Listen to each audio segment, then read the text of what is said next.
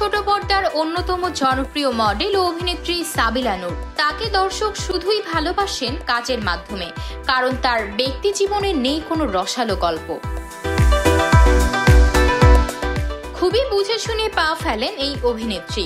ভালো গল্প, চরিত্র আর নির্মাতার সঙ্গে কাজেই শুধু তার ঝোঁক, নেই শোবিজ, পলিটিক্স কিংবা গসিপিং এ। অভিনয়ের বাইরে বাকিটা সময়ই কাটান পরিবার, বই পড়া কিংবা সিনেমা দেখার মাধ্যমে। তাই তো কখন যে লুকিয়ে লুকিয়ে একটা বই লিখে ফেললেন কেউ জানতেই পারেনি। কাজ হওয়ার আগে তার বিন্দুমাত্র সোশ্যাল মিডিয়ায় প্রকাশ করেনি এই মেধাবী অভিনেত্রী। অথচ আজ ২১শে বইমেলার শেষ বেলাতে এসে একেবারে বইয়ের প্রচ্ছদ নিয়ে হাজির সাবিলা। চুপিসারে লেখক বনে গেলেন এই তারকা। নিজের লেখা প্রথম বইয়ের মোড়ক ফেসবুকে প্রকাশ করে সাবিলা লিখেছেন, আমার প্রথম বই ভালোবাসা অতঃপর।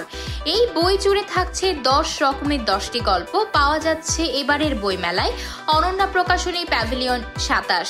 বইটির লেখক সাবিলা একা নন, যৌথভাবে লিখেছেন সালাম রাসেল নামের আরেক লেখক।